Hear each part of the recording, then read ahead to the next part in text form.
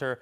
Jeremy Hickey. He is an anesthesiologist. He was part of a medical mission with FAJR Scientific in Gaza, and he joins me now live from Perth in Australia. Doctor, great to have you here with us on TRT World. I want to begin by asking you, what did you see when you were in Gaza? Yeah, thanks very much for having me on. Look, the main takeaway from what I saw in my time in Gaza is it's poverty-stricken. There is limited resources. There is a lot of illness. There's a lot of injuries and damage to infrastructure, to lives, and it's just the same throughout the country. And there's no area that's really spared.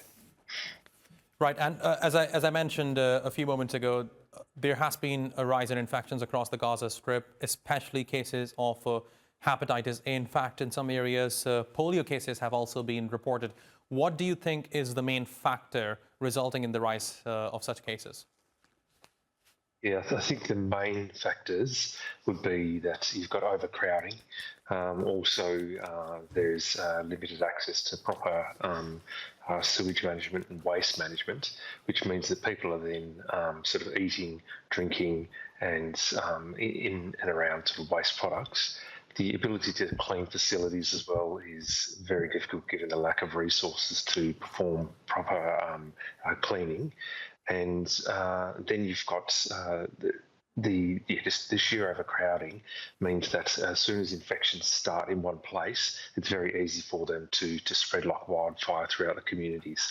The lack of nutrition as well means that people's immunity is severely restricted and severely impaired.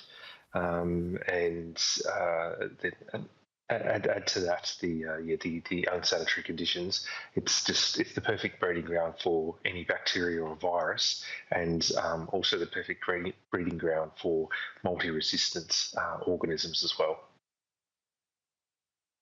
Now, Doctor, when you were talking, we were playing pictures of children in Gaza. I want my director to put that on full frame because I think it's really important for our audience to understand the type of tragedy, especially the children of Gaza are facing. Now, Doctor, let me ask you, what do you think the humanitarian tragedy, the ongoing health crisis in Gaza means for the hundreds of thousands of children who are trapped in the besieged enclave?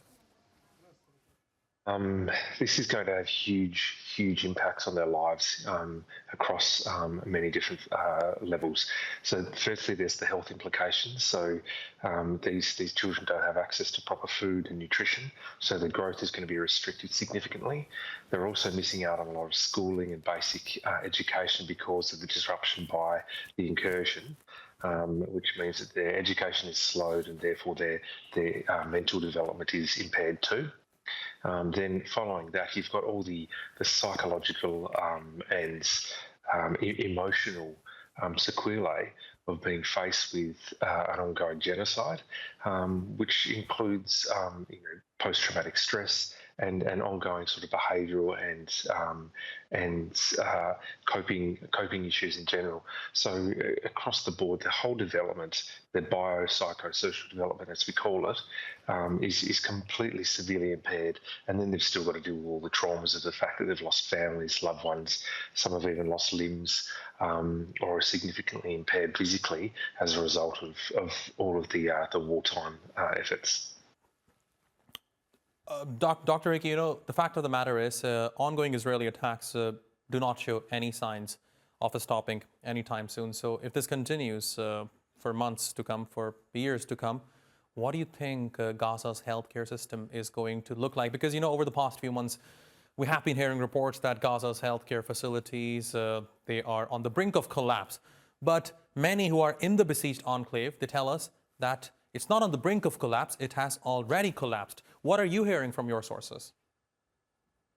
Well, from my sources and from what I personally experienced, it's beyond reaching collapse. It has, for all intents and purposes, it has collapsed altogether. Basic healthcare is not available. Access to clean water, to appropriate amounts of nutrition, to basic medicines is just not available anymore. So if this continues on like this for some time, It's hard to imagine how these people survive. I mean, that's not to say anything against their resilience and their strength as a people. These Palestinian people are amazing and strong and very resilient, but no human population can live without basic human needs. And not only are they being deprived of basic human needs, they are having it actively taken away from them with these constant attacks, the very difficult living conditions, and allowing for breeding of multi-resistant organisms and viruses, which we don't usually see on a regular basis in places like my own country of Australia. This is not sustainable. The war needs to stop, and they need to allow unfettered access of medical and humanitarian aid in order to ensure that these people actually have a future. Dr. Jeremy Hickey, thanks very much for talking to us here on TRT World. I really appreciate your taking out the time.